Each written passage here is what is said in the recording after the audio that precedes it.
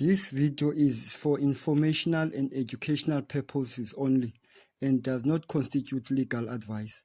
All individuals mentioned are presumed innocent until proven guilty.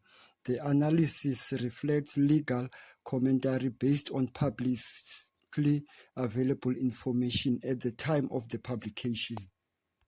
Tonight, inside the courtroom in East London, the future of Julius Sello Malema hangs in the balance, not because of the trial and not because of the conviction, but because of what unfolds during today's closing argument. This is what is decisive moment where the state made its final attempt to shape the court's thinking, not just about what happened, but about how serious it truly was. The court has already found Malema guilty of firing live ammunition into the air in front of thousands of supporters. And now the only question that remains is how far the punishment should go. What today was really about. Today was not about guilt or innocence. That issue has already been settled. Instead, the focus shifted entirely onto sentencing, which is often the most complex and consequential phase of any criminal case. Sentencing require the court to balance multiple competing principles, including punishment, deterrence, fairness, and proportionality. What happened today was a battle over how the court should interpret a serious Malema conduct within that framework and whether they warrant a harsh custodial sentence or more measured outcome. The state's final argument.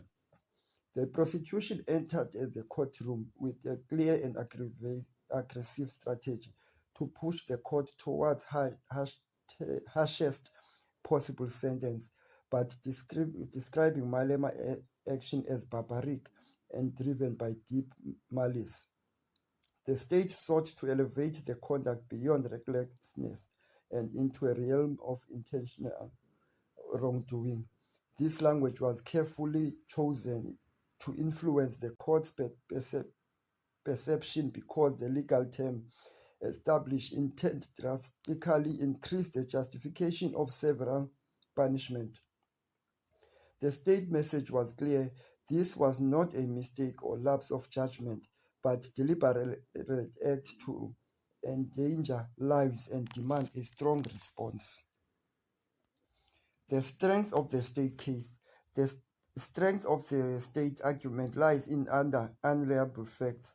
Live ammunition was discharged in a crowd stadium environment in front of approximately 20,000 people, creating a situation with enormous potential for harm.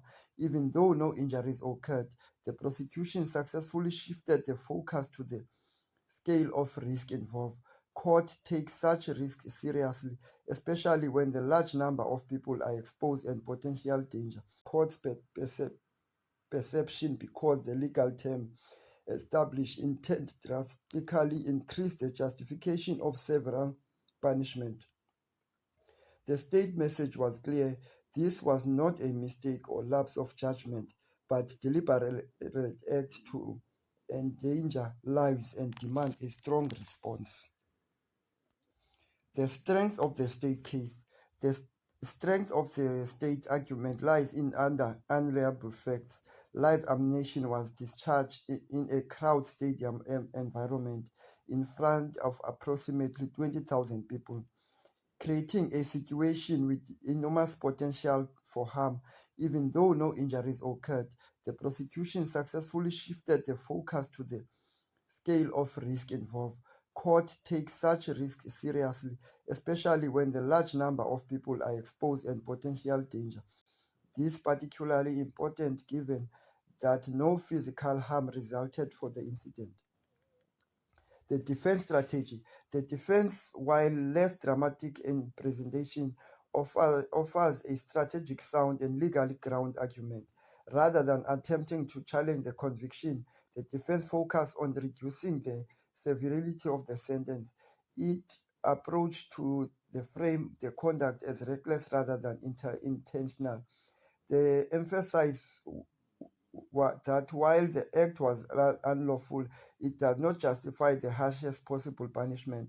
The strategy is effectively because the direct targets the key element the state is relying on: intent. The strength of the defense case. One of the defense's strongest arguments is the absence of actual harm. Despite the potential risk, no one was injured. In addition, Malema's status as a potential leader strengthened the state's case for deterrence, as his actions carry influence and could set a dangerous example if not met with firm consequences. The state witness, Mali's question. Despite its strength, the state argument is not without variability. It heavily relies on concept of malice introduced as a significant legal challenge, proving that Malema acted with intent disregard the human life as far more difficult than proving recklessness. The court must now determine whether the state has convincingly established intent or whether it has overstated the case. If the magistrate finds that the conduct was reckless rather than malice, the justification for maximum or near maximum sentence becomes considerably weak, and this remains a significant mitigation factor in the sentences. Courts are required to consider not only what could have happened, but also what actually happened. The defense also relies on principle of proportionality, arguing that the punishment must fit both the crime and the offender, but highlighted Malema's personal circumstances and broader social role. The defense creates a compelling case for sentencing that is serious but not excessive. This opens the door to alternatives such as suspended sentence or reduced custodial term. Aggravation versus mitigation. At a core, this case has now become a balancing exercise between aggravating and mitigation factors. The state is arguing the court is to focus on the danger, the scale of risk, and the need to set a strong example. The defense, on the other hand, is taking a court considerable endangerment, or was it reckless conduct without true intentions or harm? If the court accepts the state's argument of malice, the harsh custodial sentence becomes likely. If they accept the defense argument of recklessness, the sentence may be serious but more balanced and potential suspended. Judgment awaits. As the courtroom falls silent and the argument comes to an end, the way of decision now rests entirely with the magistrate. This is not longer about single incident. It's about the broader principle of accountability, leadership, and the rule of law. The judgment will determine not only the fate of Julius Malema, but to send a message about how the law treats those in position of power. Arguments have been made, the lines have been drawn, and now the country waits for the final decision. That concludes our analysis. Thank you for watching The Sim. If you found this breakdown useful, consider subscribing for clear, factual legal analysis. Until next time, stay informed.